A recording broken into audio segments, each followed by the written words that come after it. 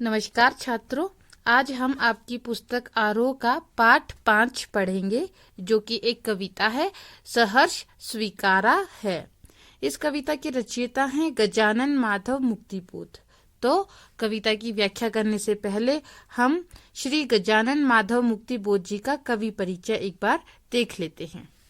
गजानन माधव मुक्तिबोध जी का जन्म 1917 ईस्वी में मध्य प्रदेश में हुआ। मृत्यु 1964 में हुई। लेखन के अलावा इन्होंने अध्यापन भी किया है, पत्रकार भी रहे हैं और दिग्विजय महाविद्यालय में हिंदी विभाग के अध्यक्ष रहे हैं। इन्होंने बहुत ही कम आयु में प्रेम विवाह किया था, जाति समाज के नियमों के विरुद्ध जाकर। नई कविता के कवि कहलाए। इन्होंने कविता के अलावा कहानी, उपन्यास और आलोचनाएं भी लिखी हैं।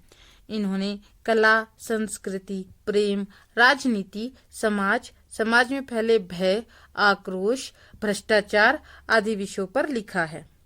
एक बार हम इनकी रचनाएं देख लेते हैं।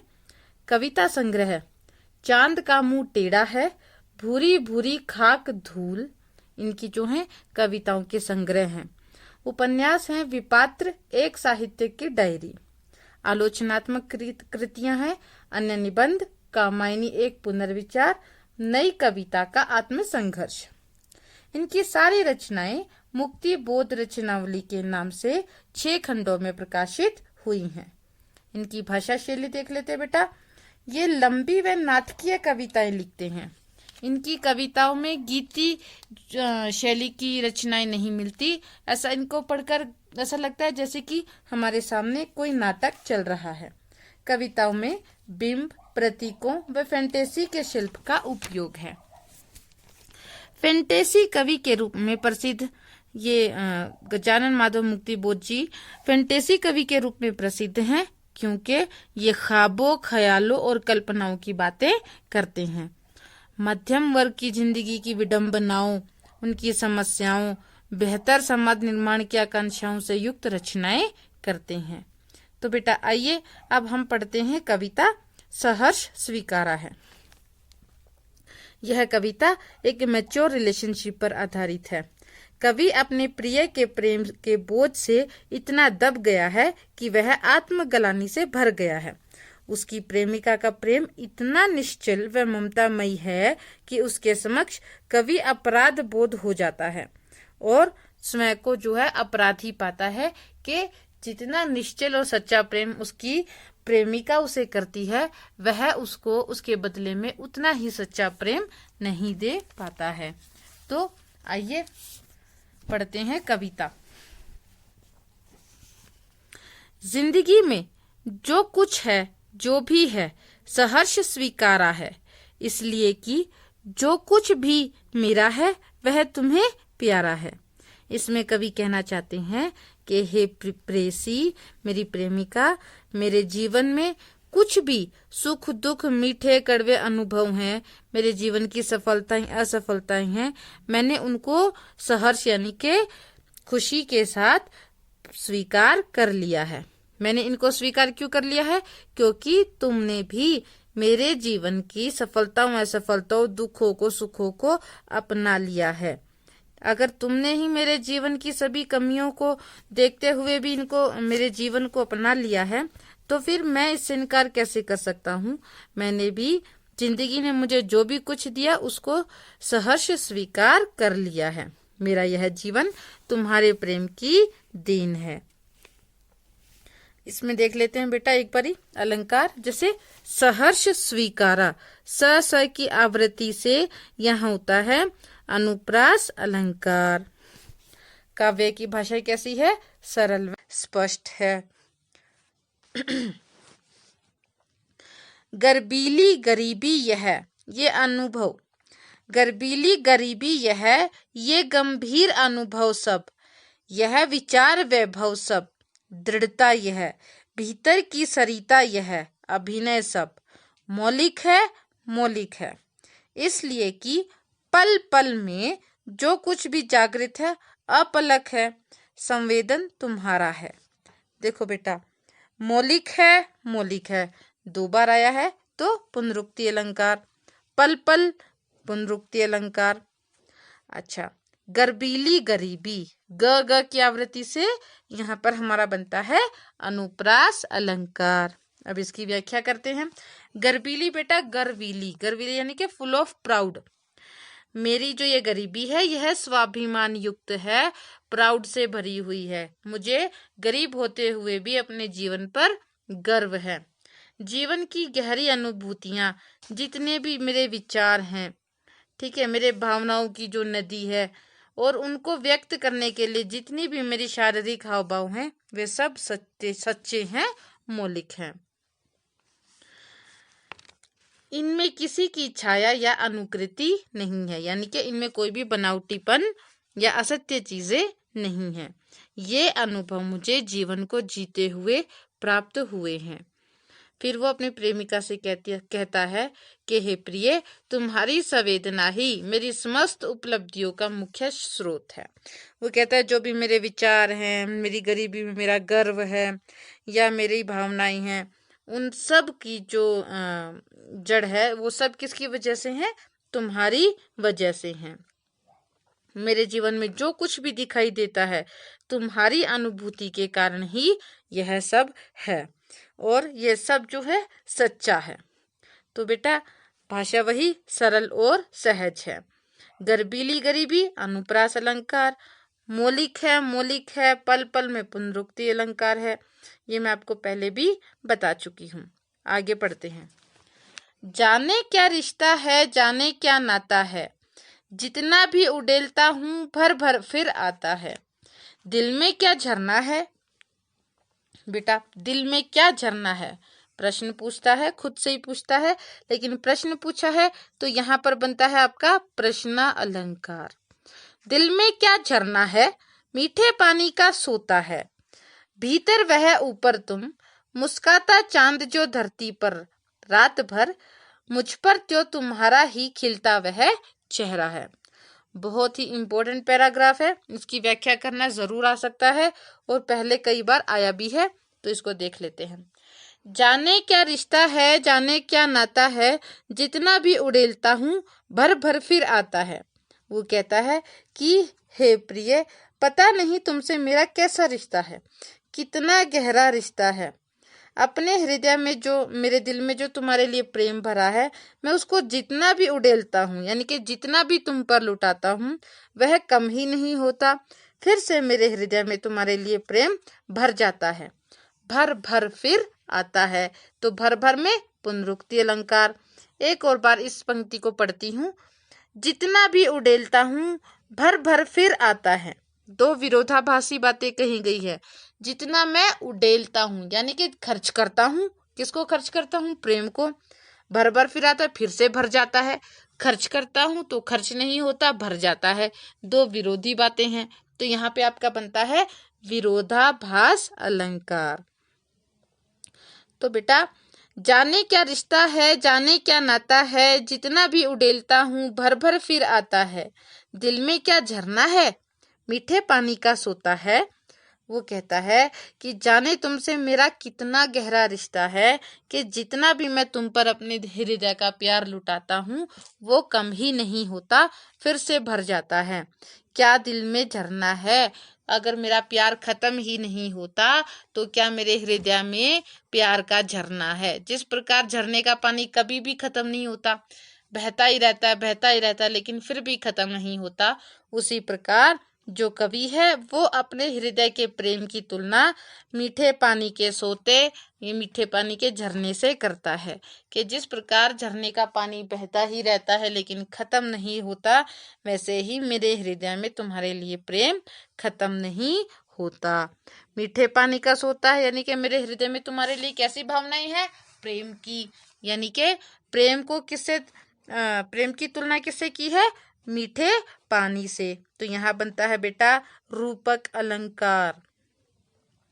प्रेम की तुलना जो है मीठे पानी से की है, कभी ना खत्म होने वाला प्रेम झरना से की है।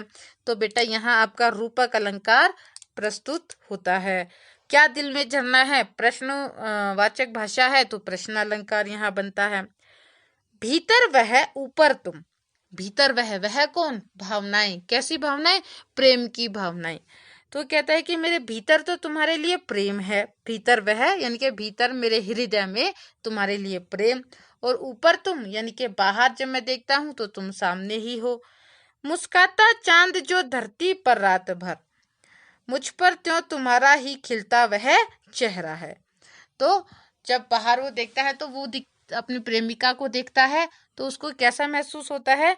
जैसे सारी रात सुंदर चांद धरती को देखता रहता है, वैसे ही कवि की प्रेमिका का सुंदर चेहरा हर समय कवि को ही देखता रहता है, कवि को निहारता रहता है।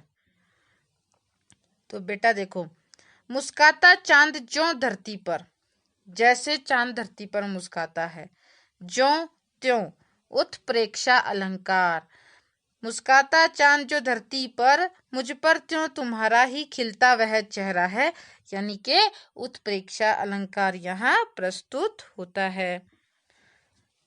तो कहता है कि जिस प्रकार से चांद धरती को सारी रात देखता है, उसी प्रकार से तुम्हारा खूबसूरत चेहरा सदैव मुझे ही देखता रहता है। तो इस पैराग्राफ में हमने बहुत सारे अलंकार देखे और ये बहुत ही महत्वपूर्ण पैराग्राफ है, तो इसका अर्थ एक बार आप ध्यान से समझेंगे। आगे पढ़ते हैं।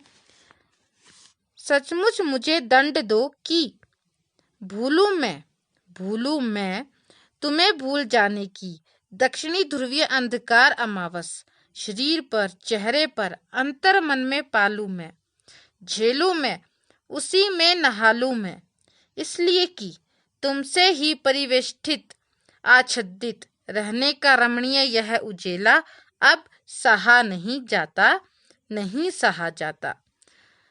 देखो बेटा, सचमुच मुझे दंड दो कि भूलू मैं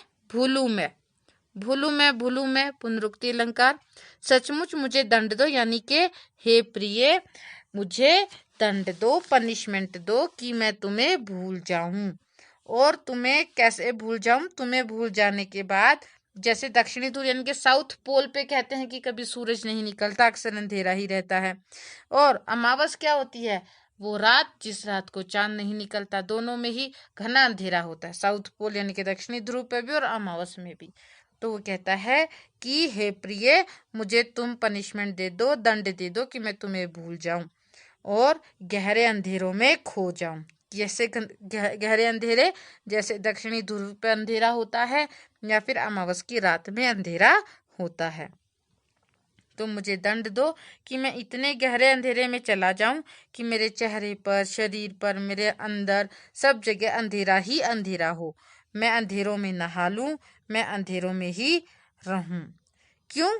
क्योंकि मैं हर समय, अभी फिलहाल तुम मुझे दंड क्यों दे दो? क्योंकि मैं हर समय तुमसे ही परिवेष्टित रहता हूँ। परिवेष्टित मतलब घिरा रहता हूँ, आच्छादित रहता हूँ। आच्छादित मतलब ढका रहता हूँ। मैं हर समय तुमसे ही घिरा और ढका रहता हूँ। और इसका जो उजाला है, तुम्हारे आसपास रहने का जो तेज उजाला है मेरे जीवन में, तुम्हारा जो प्रकाश है वो बहुत तेज है, इतना तेज है कि अब मुझसे सहा नहीं जाता। यानी कि तुम्हारा यह निश्चल प्रेम अब मेरे अपराध बोध मन से सहन नहीं होता। रह रहकर कवि के मन में आत्मग्लानि भर जाती है। ठीक है, तो इसमें एक बार अलंकार देख लेते हैं।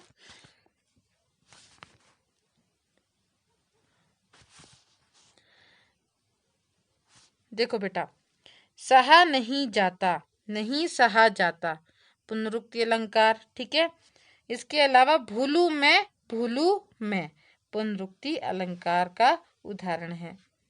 आगे चलते हैं। प्रेम की तुलना उजाले से की है, रमणीय उजाला। ठीक है, तो तुलना की है तो यहाँ पे उपमा अलंकार बनता है। ममता के बादल की मंडराती कोमलता भीतर पिराती है, पिराती मतलब पीड़ा देती है, दुख देती है। ममता के बादल की मंडराती कोमलता भीतर पिराती है, कमजोर और अक्षम अब हो गई है आत्मा यह, छटपटाती छाती को भवितव्यता डराती है। भवितव्यता बेटा डेस्टिनी यानी कि भविष्य।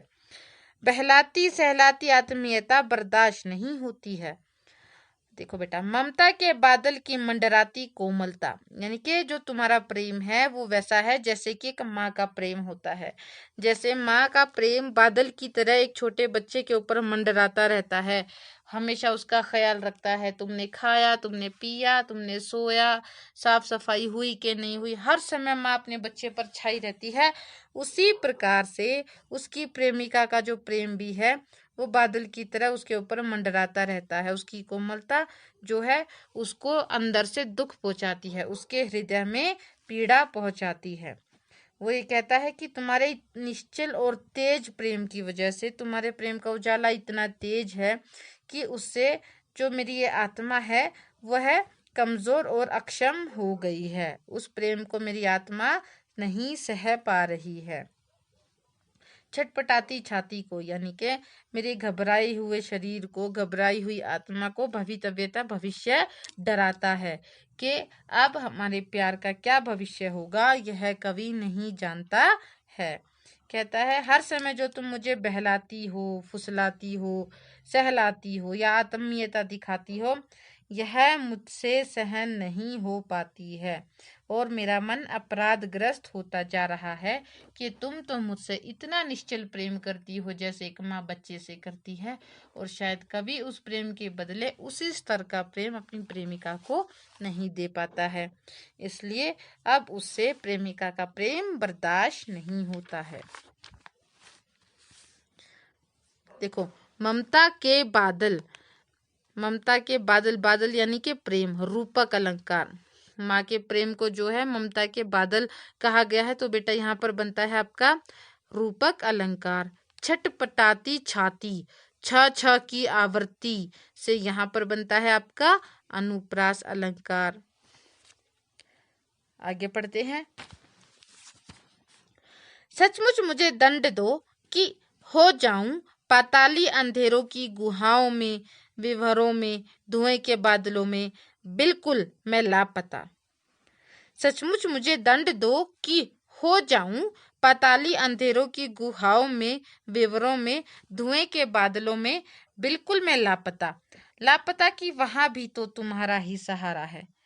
देखो बेटा, वो कहता है कि मुझे ऐसा दंड दे दो कि मैं बिल्कुल गहन अंधेरों में जो है खो जाऊं, लापता हो जाऊं, तुम्हारे प्रेम से दूर हो जाऊं।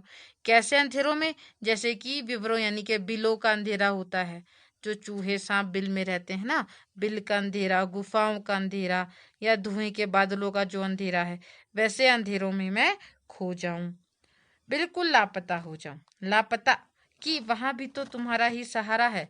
दो बातें कहता है कि एक तो मैं लापता हो जाऊं यानी कि खो जाऊं। किससे बचना चाह रहा है? किससे लापता हो रहा है? प्रेमिका से। फिर वो प्रेमिका को कहता है लापता तो हो जाऊं, कि तुम्हारे प्यार से मैं खो तो जाऊं, दूर तो हो जाऊं, पर वहां भी तुम्हारा ही सहारा है। दो उल्टी बातें एक साथ कह रहा है। उसी से लापता होना चाहता है और उसी के प्यार का सहारा भी बताता है। तो जब दो विरोधाभासी बातें एक साथ आती हैं तो वहां पे होता है विरोधाभास अलंकार। तो कवि यहाँ पे कहते हैं कि हे प्रिय, मुझे ऐसा दंड दो कि मैं अंधेरों में बिल्कुल ही खो जाऊं, लापता हो जाऊं, लेकिन वहां भी तो मुझे तुम्हारा ही सहारा है। यानी कि जब मैं तुम्हें भूल जाऊंगा, तुम्हारे प्रेम को भूल जाऊंगा, तो भी तो तुम ही होगी मुझे संभालने के लिए। यानी कि मैं तो तुम्हें भूल जाऊंगा पर तुम तो मुझे संभालोगी ही, तुम तो मुझे ऐसे ही प्रेम करोगी। यानी कि तब भी मैं तुम्हारे प्रेम से छुटकारा नहीं पा सकता, तब भी तुम्हारे प्रेम का ही मुझ पर सहारा होगा। तुम ही मुझे संभालोगी और आश्रय प्रदान करोगी। इसलिए कि जो कुछ भी मेरा है या मेरा जो होता सा लगता है, होता सा संभव है, सभी वह तुम्हारे ही कारणों के कार्यों का घेरा है, कार्यों का वैभव है। अब तक तो जिंदगी में जो कुछ था, जो कुछ है, सहर्ष स्वीकारा है। इसलिए कि जो कुछ भी मेरा है वह तुम्हें प्यारा है। अब तुम मेरा ख्याल क्यों रखोगी? मैं तो लापता हो जाऊंगा, मैं तो तुम्हारे प्रेम को भूल जाऊंगा। तुम मुझे ऐसा दंड दो, लेकिन भूल जाने के बावजूद तुम ही मेरा सहारा बनोगी। क्यों? क्योंकि इस जीवन में जो भी कुछ मेरा है, या ऐसा लगता है कि मेरा होने वाला है, या इस जीवन से कुछ भी मुझे जो प्राप्त होने वाला है, वह सब तुम्हारे ही कारण है। मेरे जीवन में जो भी कुछ मुझे मिलेगा तुम्हारे कारण ही मिलेगा, चाहे वो वैभव है या मेरे कार्यों का परिणाम है। क्यों मिलेगा? क्योंकि तुमने मेरे जीवन के हर सुख दुख को, हर सफलता असफलता को खुशी से स्वीकार कर लिया है। और जब तुमने ही मेरे जीवन को उसकी कमियों के साथ स्वीकार कर लिया है, तो उसे स्वीकारने में मुझे क्या आपत्ति हो सकती है। इसलिए मैंने भी अपने जीवन को उसकी कमियों के साथ सहर्ष यानी कि खुशी के साथ स्वीकार कर लिया है। इस प्रकार बेटा यह कविता खत्म होती है और इसकी व्याख्या भी खत्म होती है।